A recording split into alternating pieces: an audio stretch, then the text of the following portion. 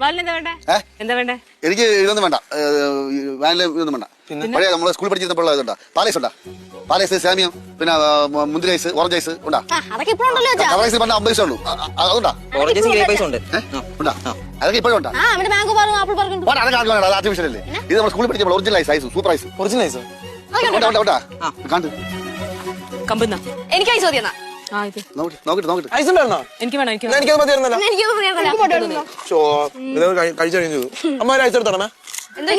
ഞാനേ എന്റെ പഴയ സ്കൂളിലെ കുട്ടിക്കാലം ഓർത്തു.